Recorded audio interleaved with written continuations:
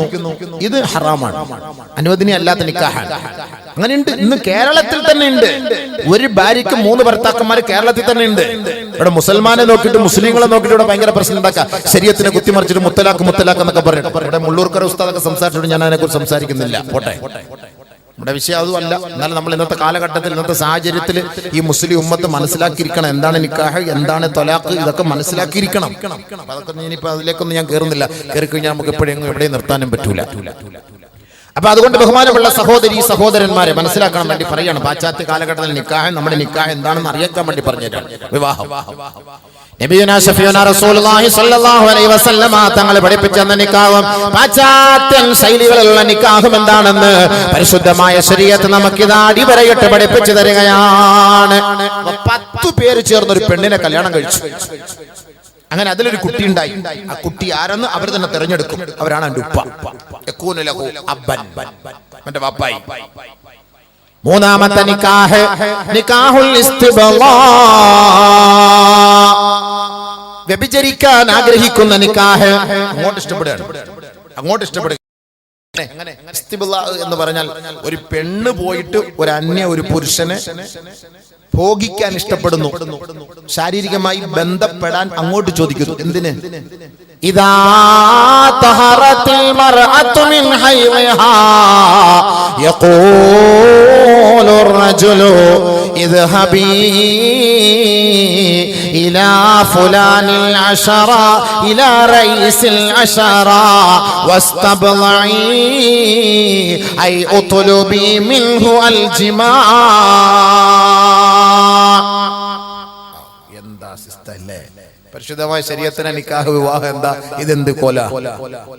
ഇദാ തഹറത്തിൽ മർഅതു മിൻ ഹൈളിഹാ, ഒരു പെണ്ണ് തന്റെ മെൻസസ് പീരീഡ് കഴിഞ്ഞ് തന്റെ ഭർത്താവ് അവളോട് പറയുകയാണ്, എടീ പെണ്ണേ, ഇസ്തബ്ളഈ ഇലാ റഈസിൽ അശറ, നമ്മുടെ നാടിന്റെ നേതാവിന്റെ അരികിലേക്ക് നീ പോകണേ പെണ്ണേ.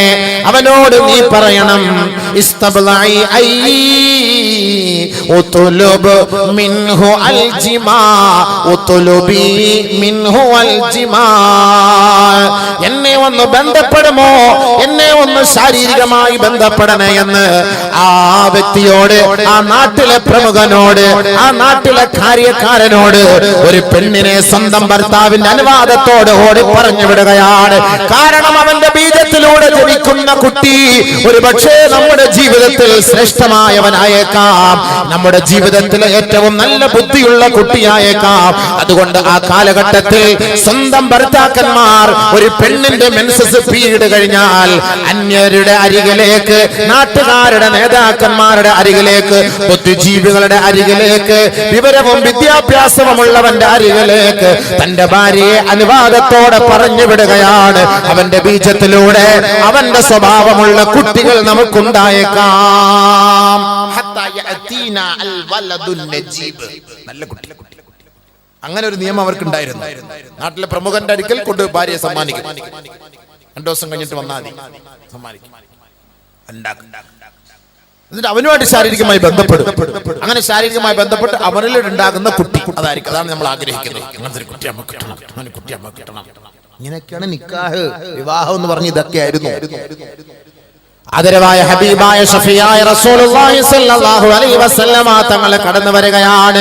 പാശ്ചാത്യ ലോബികൾ ഇന്നും 21-ാം നൂറ്റാണ്ട് ഈ വർത്തമാന കാലഘട്ടത്തിൽ ഇതുപോലുള്ള നിക്കാഹുകളില്ലയോ? ഇന്നും ഇതുപോലുള്ള വിവാഹവും അധർമ്മങ്ങളും ഇന്നും ഈ ലോകത്ത് നടപ്പിലാകുന്നുവെങ്കിൽ ഇതിനെയെല്ലാം കാലത്തിന്റെ ചവിട്ടുകൊട്ടയിലേക്ക് പുറങ്കാല് കൊണ്ട് വലിച്ചെറിഞ്ഞിട്ടാണ് അല്ലാഹുവിന്റെ റസൂൽ പഠിപ്പിച്ചത്.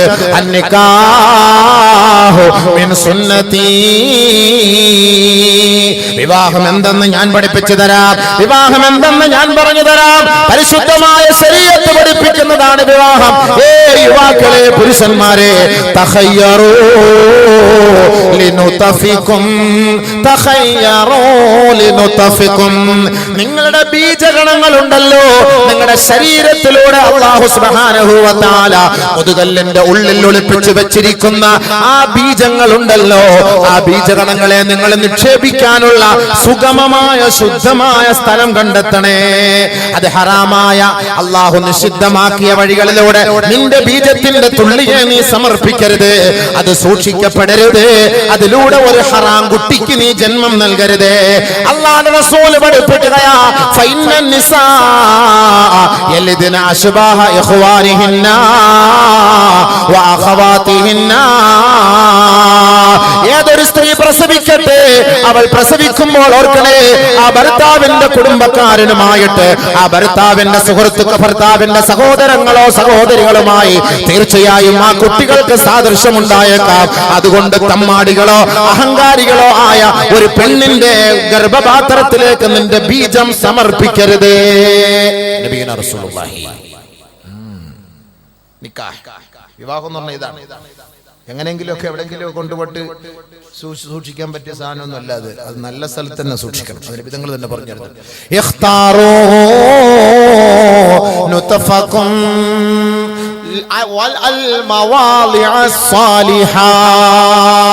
സാലിഹായ ഗർഭപാത്രത്തിൽ കൊണ്ടുപോകണം നിക്ഷേപിക്കാൻ. അതാണ് എന്നാലും നിക്കാഹ് നടക്കുള്ളൂ, റാഹത്തായ നിക്കാഹുള്ളൂ.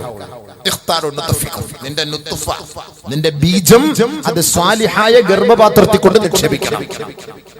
അത് അയൽവക്കക്കാരുടെയും കാമുകിയുടെയും അവിടെ ഇവിടെയും ഗൾഫിൽ പോയിട്ട് ഇവിടെ പോയിട്ട് അതെല്ലാം കൊണ്ട് നിക്ഷേപിച്ചു കഴിഞ്ഞാൽ ഹറാം കുട്ടി എന്നാ എന്റെ പേര്, ഹറാം കുട്ടി. അതാണ് മനസ്സിലാക്കേണ്ടത്. നബി സല്ലല്ലാഹു അലൈഹി വസല്ലം തങ്ങൾ പറഞ്ഞ വാക്കാണ്, വലാ തലഊഹാ ഫീ ഗൈരിൽ അകിഫാ.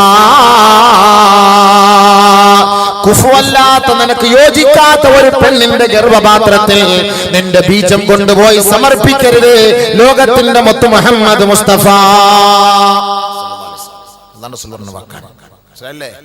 അതിനാണ് കുഫുവത്ത പെണ്ണിനെ കെട്ടണം എന്ന് പറയുന്നത്. കുഫുവത്ത പെണ്ണിനെ കെട്ടണം. നമുക്ക് പറ്റിയ, യോജിച്ച, നമ്മുടെ കുടുംബത്തിന് പറ്റിയ, നമ്മുടെ വാപ്പാക്കും ഉമ്മാക്ക് നമുക്ക് ഖിദ്മത്ത് ചെയ്യുന്ന സ്വാലിഹത്തായ പെണ്ണിനെ കണ്ടെത്തി കല്യാണം കഴിക്കണം. അതിനാണ് അനുഷ്ഠാനം. അല്ല ചുണ്ടു ചുമന്നത്, കണ്ണൂരുണ്ടത്, കവിള് തുടുത്തത്, നെഞ്ച് പിരിഞ്ഞത്, ഇതിനെയൊന്നും അങ്ങനെ നോക്കിയിട്ട് കാര്യമൊന്നുമില്ല. നമ്മുടെ കുടുംബത്തിൽ പുരയിൽ നമുക്ക് നിൽക്കപ്പറ്റി നമ്മളെ സൂക്ഷിക്കുന്ന, ഭർത്താവിനെ സൂക്ഷിക്കുന്ന, ഭർത്താവ് ദുബായിക്ക് പോകുമ്പോൾ തന്റെ ശരീരത്തെ സൂക്ഷിക്കുന്ന, എല്ലാ നിലയ്ക്കുള്ള സുന്ദരിയായ, സുമുഖിയായ, സുശീലയായ പെണ്ണ് അവളെ തെരഞ്ഞെടുക്കണം. അവളുടെ ഗർഭപാത്രത്തിനാണ് വില, അതിനാണ് വില. ബാക്കിയുള്ള ഒരുപാട് പേര് ഗർഭപാത്രം കച്ചവടം ചെയ്യാനുണ്ട്, ഇഷ്ടംപോലെ കച്ചവടം ചെയ്ത് തരും. വേണമെങ്കിൽ അങ്ങോട്ട് പോയാൽ നിങ്ങളുടെ ബീജം അവള് ഗർഭപാത്രത്തിൽ സൂക്ഷിച്ചു തരും 10 മാസം, എന്നിട്ട് കൊണ്ടുവന്ന് തരും. എന്റെ കുട്ടിയാണ്, എന്റെ കുട്ടിയാണ്, അതേ ഉള്ളൂ. പാലെടുക്കൂല, നമ്മളവിടെ കൊണ്ടുപോയി പാലെടുക്കും, നമ്മളവിടെ കൊണ്ടുപോയി പാലെടുക്കും. സാലിഹല്ലാത്ത ഗർഭപാത്രത്തിൽ ജനിച്ച കുട്ടിയാകുമ്പോൾ നമ്മുടെ കൈ കൊണ്ട് തരും. നിനക്കൊരു കുട്ടിയെ കിട്ടി, അത് ഞാൻ വാടകയ്ക്ക് വേണ്ടി ഞാൻ വിറ്റതാണ്, ഇതുകൊണ്ട് നമ്മുടെ കയ്യിൽ കൊണ്ട് തരും. നമ്മൾ ഇതെടുത്തിട്ട് എന്ത് ചെയ്യും? പാലെടുക്കണ്ടേ? നമ്മുടെ ബ്രസ്റ്റിൽ എടുത്ത് വെക്കാൻ പറ്റുമോ? നമ്മുടെ ബ്രസ്റ്റ് കുടിക്കാൻ ആ കുട്ടിക്ക് എന്താ കഴിക്കുക? അത് ഉള്ളിൽ നിന്നൊക്കെ വലിച്ചെടുക്കണമെങ്കിൽ പ്ലെയർ എല്ലാം കൊണ്ടുവരണം. അതിനകത്ത് കുടിച്ചിട്ട് പാലെടുക്കാൻ കുട്ടി കുടിക്കോ? പിന്നെ നിപ്പിളെല്ലാം ഉണ്ടാക്കിയിട്ട് പാശ്ചാത്യന്റെ പാൽ കൊടുക്കണ്ടേ? പശുവിന്റെ പാലൊക്കെ കൊടുത്ത് നിപ്പിളൊക്കെ ഇട്ടിട്ട് കുട്ടി കൊടുക്കണം. അപ്പൊ കുട്ടി വിചാരിക്കും എന്റെ ഉപ്പ ഇതായിരിക്കും, എന്റെ ഉമ്മ ഇതായിരിക്കും. ഏത് പശു? ഇത് തന്നെ പശു പാൽ, എന്റെ ഉമ്മ ഇത് തന്നെയാണ്. നല്ല ഗർഭപാത്രം തെരഞ്ഞെടുത്ത് ചെറുപ്പക്കാരാ. നീക്ക് സൗന്ദര്യം മാത്രം കണ്ടിട്ട് ഒരു പെണ്ണിനെ തെരഞ്ഞെടുത്താൽ ചിലപ്പോൾ നല്ല ഗർഭപാത്രം ആയിക്കൊള്ളണമെന്നില്ല. സൂക്ഷിച്ചോ. നബിയുനാ റസൂലുള്ളാഹി സ്വല്ലല്ലാഹു അലൈഹി വസല്ലമ തങ്ങളെ ചെറുപ്പക്കാർക്ക് നൽകുന്ന ഉപദേശം, ചെറുപ്പക്കാരാ, നിങ്ങൾ വിവാഹം കഴിക്കുമ്പോ കുപ്പയിലെ റോസാ പുഷ്പത്തെ സൂക്ഷിക്കണേ. ഖീല യാ റസൂലല്ലാഹ് വമാ ഖിവറാഉ ദിമൻ യാ റസൂലല്ലാഹ്. എന്താണ് കുപ്പയിലെ റോസാ പുഷ്പം എന്ന് അല്ലാഹുവിന്റെ റസൂൽ ബഹുമാനപ്പെട്ട സ്വഹാബാക്കൾ ചോദിച്ചപ്പോ അല്ലാഹുവിന്റെ റസൂൽ പറയാണ്, അൽ മർഅത്തുൽ ഹസന ഫിൽ മൻബിതി സൂ. കാണാൻ അഴകുള്ള മഞ്ചുള്ള സുന്ദരിയായ, തൊലി വെളുത്ത ചുണ്ട് ചുവന്ന കവിൾത്തടം വീർത്ത സുന്ദരിയായ പെണ്ണാണ്. പക്ഷേ മോശമായ ചുറ്റുപാടുള്ള സംസ്കാര ശൂന്യയായി വളർന്നു വന്ന മോശം ഗർഭപാത്രത്തിന്റെ ഉടമയായ ആ പെണ്ണാണ് എന്റെ ചെറുപ്പക്കാരാ. അവളെ നിന്റെ വൈവാഹിക ജീവിതത്തിലെ സഖിയാക്കി, ഇണയാക്കി തെരഞ്ഞെടുക്കരുതേ. അതിലൂടെ ഉണ്ടാകുന്ന കുട്ടികൾ നിനക്ക് ദോഷമുള്ള കുട്ടികളായേക്കാം. നിക്കാഹ് വിവാഹത്തിൽ എങ്ങനെ ആയിരിക്കണം അല്ലാഹുവിന്റെ റസൂൽ പഠിപ്പിച്ചത്. ആ വഴിയാണ് നമ്മൾ സ്വീകരിക്കേണ്ടത്, അല്ല നിന്റെ വഴിയല്ല സ്വീകരിക്കേണ്ടത്. നബി സല്ലല്ലാഹു അലൈഹി വസല്ലം തങ്ങൾ പഠിപ്പിച്ചത് ശൈലിയിലൂടെ പോ. അതാണ് വിവാഹം, അതാണ് യഥാർത്ഥ വിവാഹം. എന്തിനാണ് ഈ വിവാഹം കൊണ്ട് ഇസ്ലാം ഇത്രത്തോളം പ്രേരണ നൽകുന്നത്? ആദരവായ ഹബീബായ റസൂലുള്ളാഹി സ്വല്ലല്ലാഹു അലൈഹി വസല്ലമ തങ്ങളുമായുള്ള ബന്ധമാണ് വൈവാഹിക ജീവിതത്തിനുള്ളത്. വിവാഹവും അള്ളാഹുവിന്റെ റസൂലുമായിട്ടുള്ള ബന്ധം, അള്ളാഹുവുമായി ബന്ധം. എന്തിനാണ് വിവാഹം? ഒന്ന് അൽ വലദു, കുട്ടികളെ അള്ളാഹു നമുക്ക് നൽകാൻ ഒരു മാധ്യമം എന്ന് പറയുന്നത് നമ്മുടെ തരണിയാണ്, നമ്മുടെ ഭാര്യയാണ്.